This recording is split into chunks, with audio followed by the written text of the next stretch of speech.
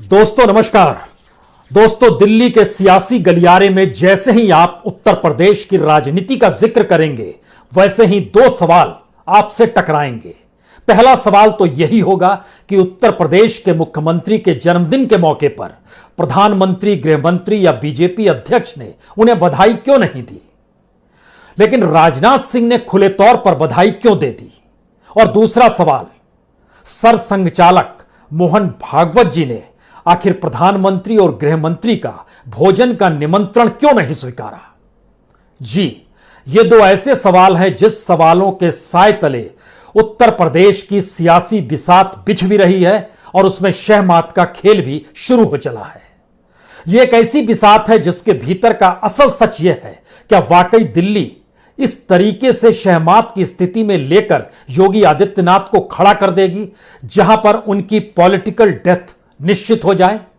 एक लिहाज से राजनीतिक हत्या कहिए, यह स्थिति आ सकती है क्या।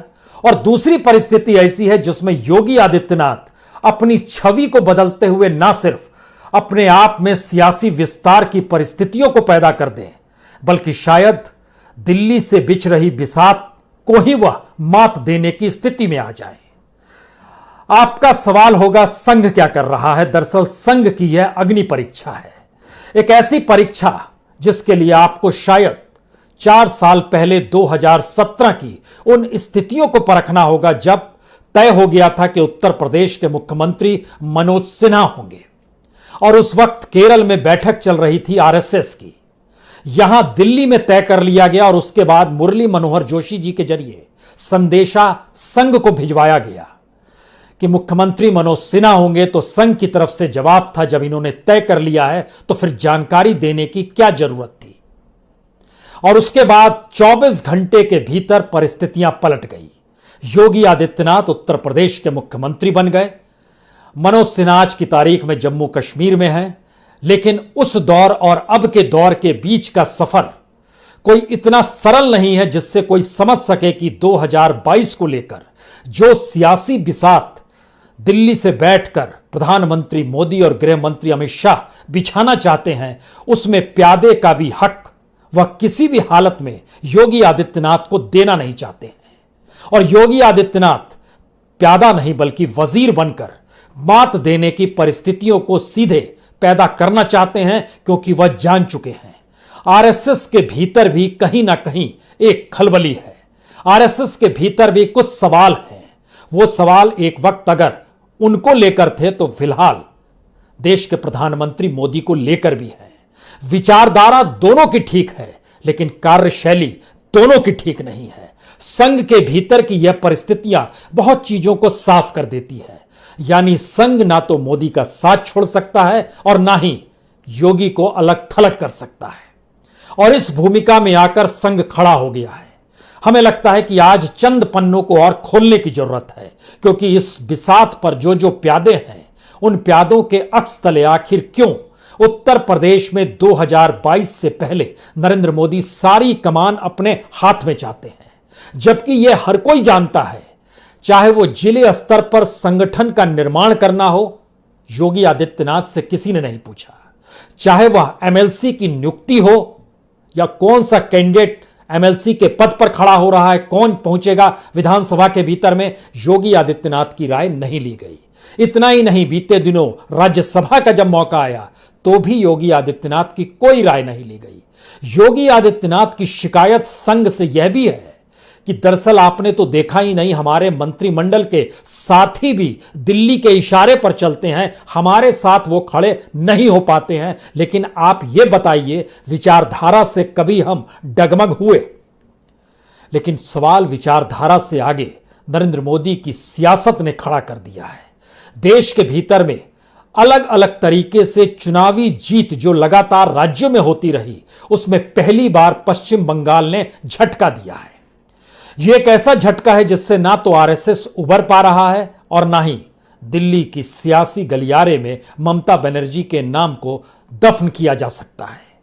क्योंकि एक ऐसी हार है जिसके पन्नों को फिर से खोलना शुरू कीजिएगा तो कुछ सवाल नरेंद्र मोदी के गवर्नेंस को लेकर, अमित शाह की सियासत को लेकर और शायद जिस धारा पर योगी चल रहे हैं उसको लेकर भी कुछ सवाल हैं। तो आइए आज आपको उत्तर प्रदेश की एक ऐसी सियासी सफर पर लिए चलते हैं जिसके देखने और समझने के बाद हो सकता है बहुत सारी तस्वीर आपके सामने से साफ हो जाए।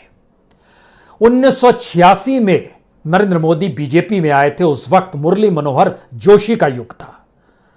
उस वक्त दो ही लोगों की पैरवी सही मायने में नरेंद्र मोदी ने बीजेपी में मुरली मनोहर जोशी के जरिए करवाई थी, और वह दो लोग जिनकी पैरवी हुई थी उसमें एक नाम इस वक्त देश के गृह मंत्री का है, दूसरा नाम उत्तर प्रदेश की राज्यपाल आनंदीबेन पटेल का है।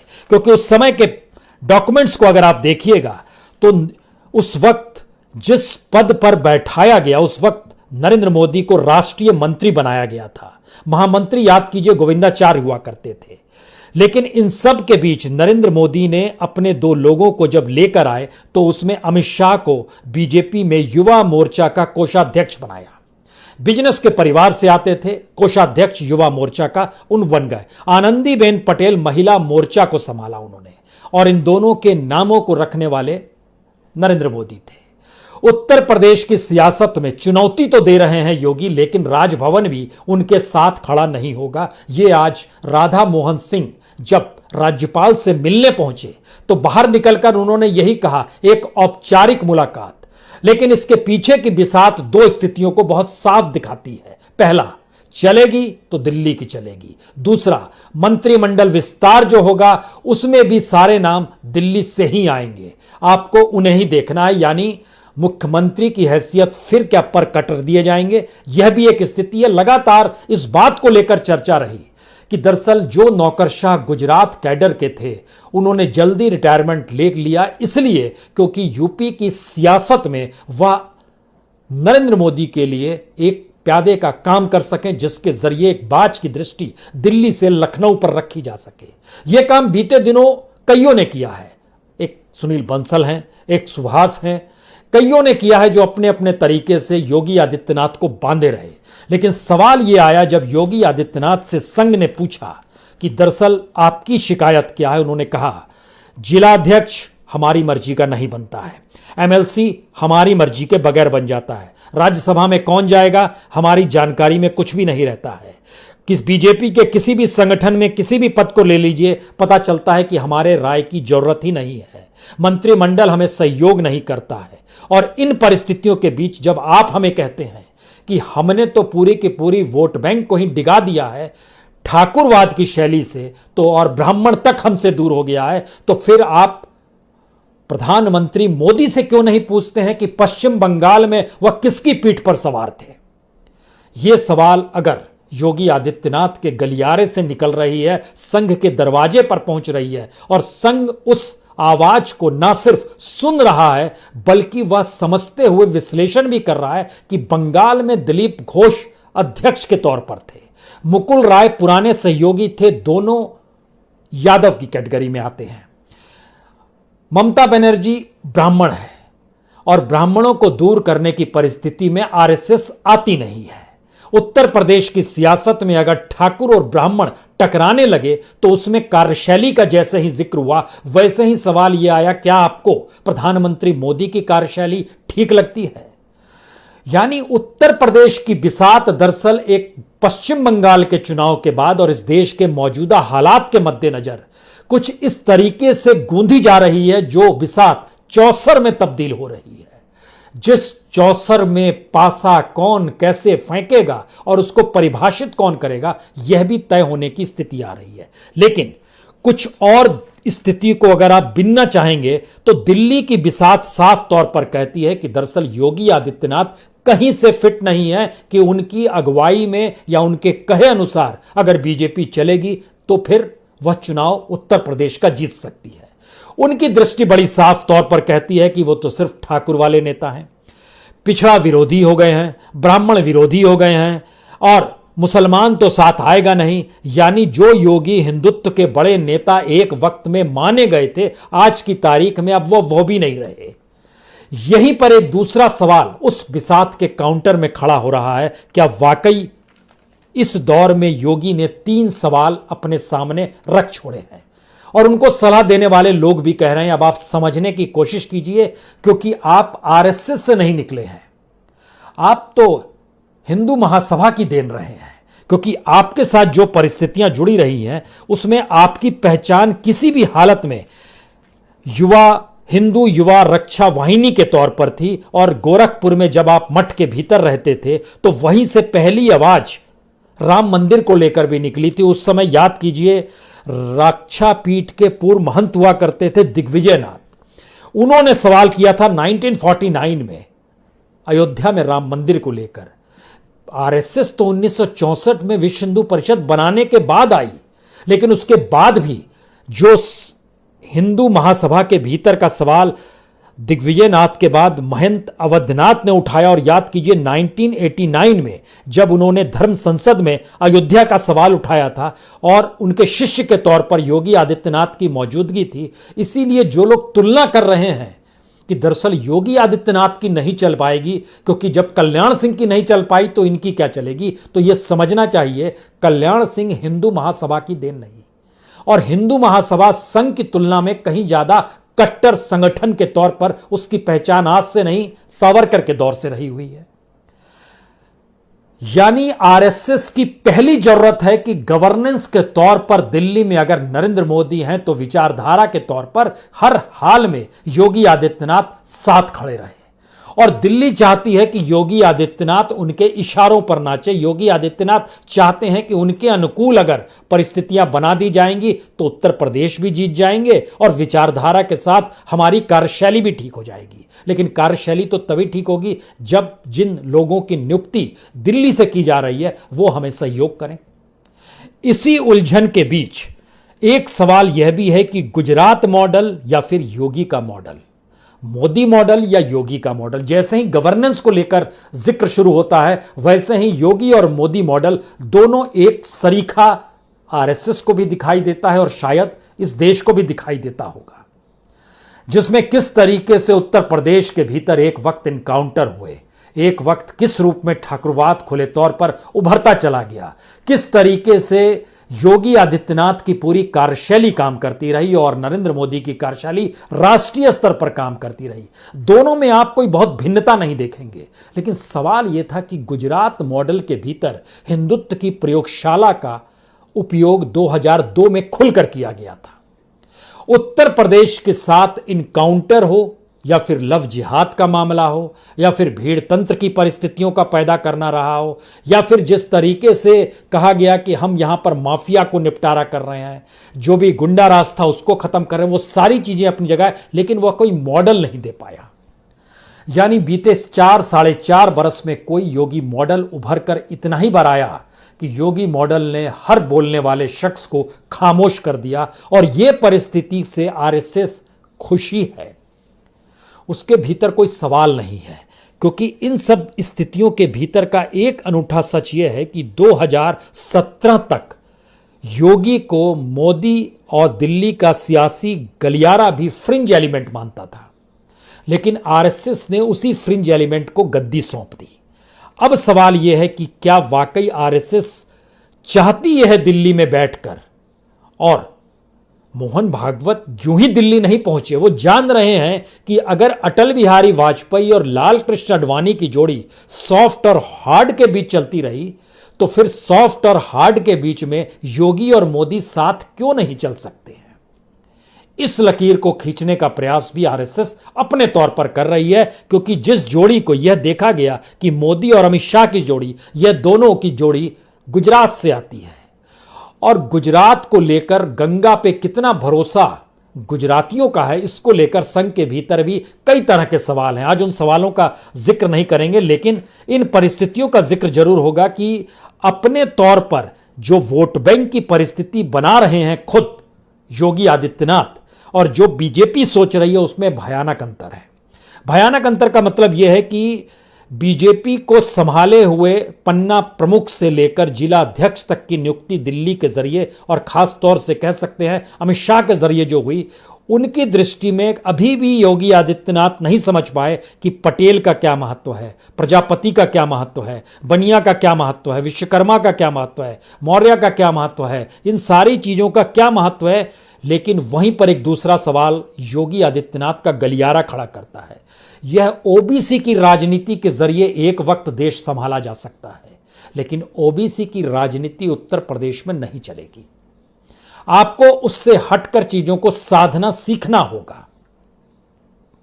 तो क्या यह माना जाए कि नरेंद्र मोदी और अमित शाह अभी तक ओबीसी की सियासत के जरिए कुछ को डराकर, कुछ को खरीदकर और कुछ को अपने हिसाब से आने वाले वक्त में सुविधा देने की परिस्थितियों के साथ जोड़ते चले गए? और शायद इसीलिए जिनकी नियुक्ति उत्तर प्रदेश की सियासत में हुई, उस सियासत ने सिर्फ अपने तौर पर योगी को ठाकुरवादी नेता के तौर पर ही स्थापित कर दिया।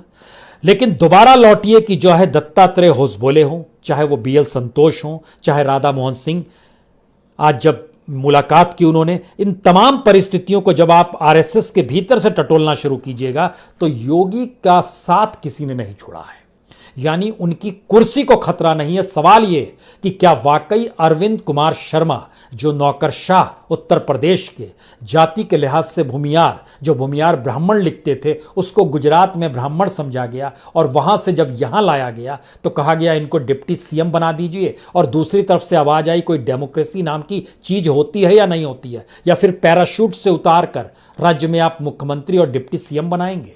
जाहिर है आरएसएस ने भी इसे पसंद नहीं किया और कहा यह कैसे हो जाएगा। सवाल यही सबसे बड़ा हो चला है कि अब जब सीधी चुनौती योगी आदित्यनाथ ने दिल्ली की उस राजनीति को दे दी है, जिस राजनीति ने बीते 4 साल में उत्तर प्रदेश के भीतर फंडिंग को अपने हाथ में रखा, पॉलिसीज को अपने हाथ में रखा, मिनिस्टर्स को अपने हाथ में रखा, ब्यूरोक्रेसी को अपने हाथ में रखा, इन परिस्थितियों के बावजूद भी योगी आदित्यनाथ, चाहे वो महामारी के दौर में जिला जिला घूम रहे थे या फिर जिस तरीके से वह काम करते रहे, क्या उसको नकारा जा सकता है या खारिज किया जा सकता है?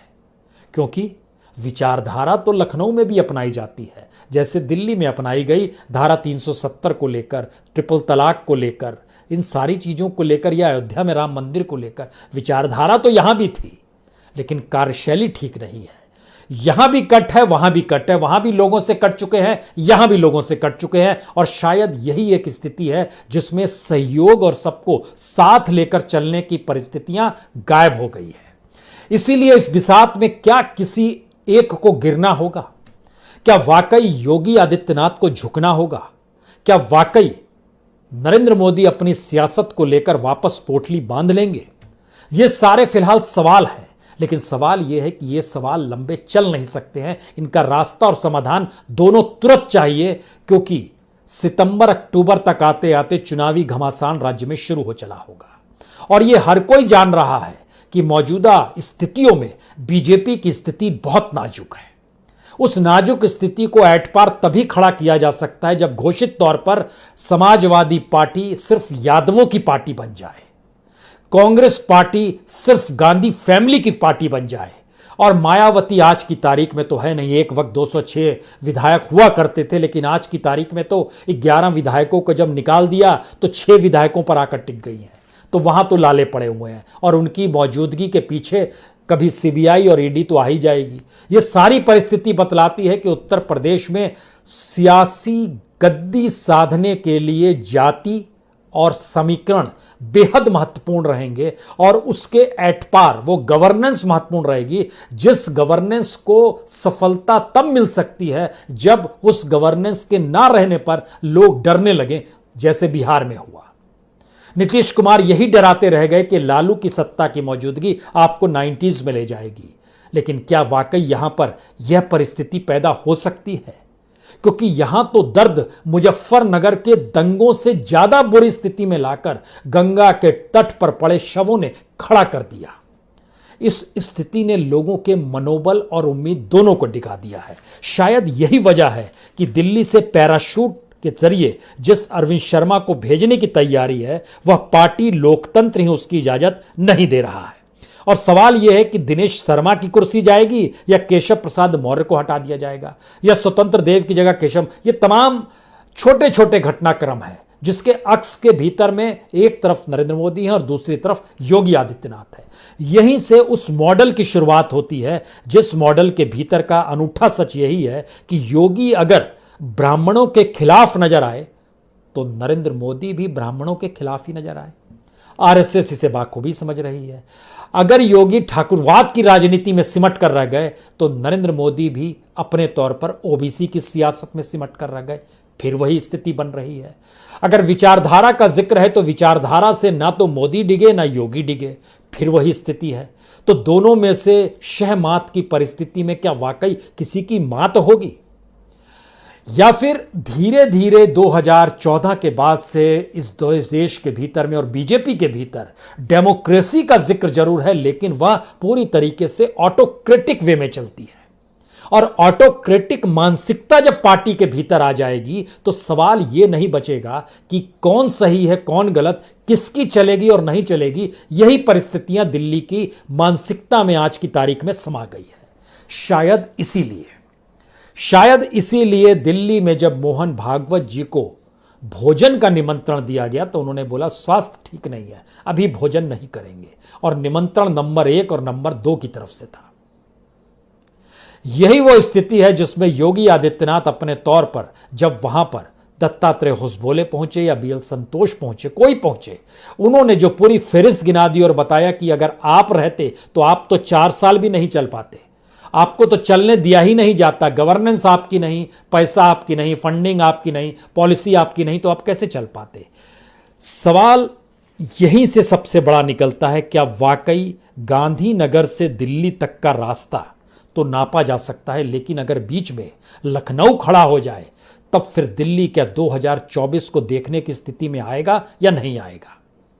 दूसरा सवाल, क्या वाकई दिल्ली की सियासत ने अपने आप को इतना पुख्ता कर लिया है जहां पर योगी नहीं तो फिर राज्य भी नहीं, और उसके आने वाले वक्त में हम 2024 का चुनाव देख लेंगे। क्या वाकई ऐसी स्थिति आ गई है।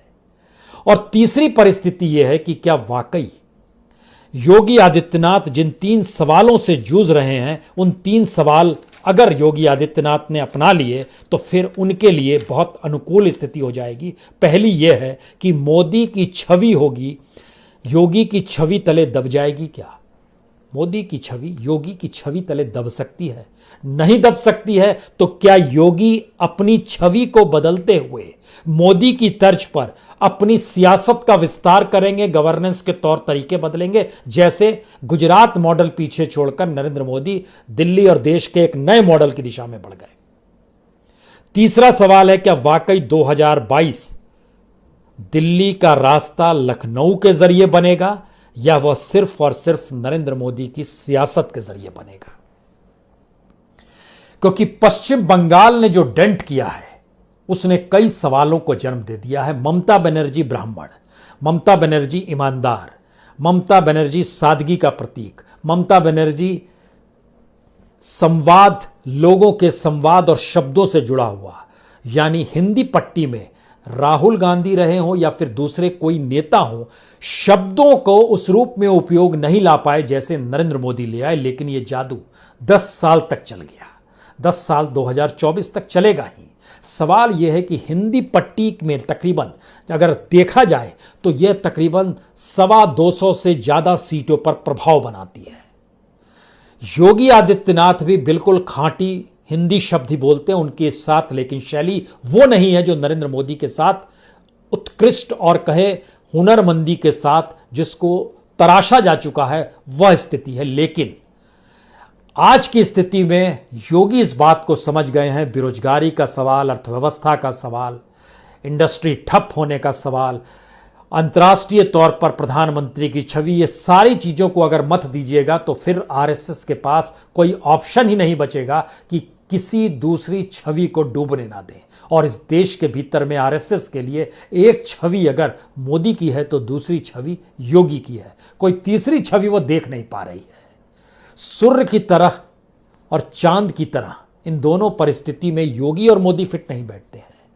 आनंदीबेन और अमित शाह फिट बैठ सकते हैं, जो कि नरेंद्र मोदी के जरिए ही सियासी पायदान पर चढ़ते चले गए, लेकिन योगी नहीं चढ़े। योगी के दरबार में आरएसएस वालों का जाना होता था जब अयोध्या को लेकर आंदोलन चला करते थे, और हर कोई जान रहा था कि दरअसल अगर आरएसएस सॉफ्ट पड़ रही है तो हिंदू महासभा और उसकी ट्रेनिंग कहीं कट्टर और एग्रेसिव वे में उभर कर आएगी। और पहली बार सवाल उत्तर प्रदेश के चुनावी दौर से ठीक पहले यही आ चला है कि मोदी की गवर्नेंस और योगी की गवर्नेंस दोनों को अगर मिला दिया जाए, मोदी की विचारधारा और योगी की विचारधारा दोनों को अगर मिला दिया जाए, तो क्या वाकई एक सामूहिकता का बोध हो सकता है। लेकिन यकीन जानिए, दिल्ली इसके लिए तैयार नहीं है। दिल्ली संघ को भी झुकाएगा, दिल्ली मोदी के जरिए योगी को भी पटरी पर लाएगा। यह संदेश दिल्ली के सियासी गलियारे में बड़ी तेजी से घूम रहा है, चाहे भोजन का निमंत्रण स्वीकार किया गया हो या ना किया गया हो। लेकिन दूसरी तरफ लखनऊ इस एहसास को पैदा कर चुका है, अगर योगी नहीं रहेंगे तो चुनाव आप हार जाएंगे। समझने की कोशिश की जाए, सवाल यह मॉडल का नहीं है, सवाल यह दिल्ली और लखनऊ भर का नहीं है। यह पहली बार सवाल उस लार्जर देन लाइफ और उस छवि वाले शख्स को शह देने का है जिससे टकराना तो दूर, कोई उस दिशा में देखना नहीं चाहता था, लेकिन योगी टकरा गए हैं। और उनका इतिहास बताता है, वह भी पीछे नहीं लौटेंगे। बहुत बहुत शुक्रिया, बहुत बहुत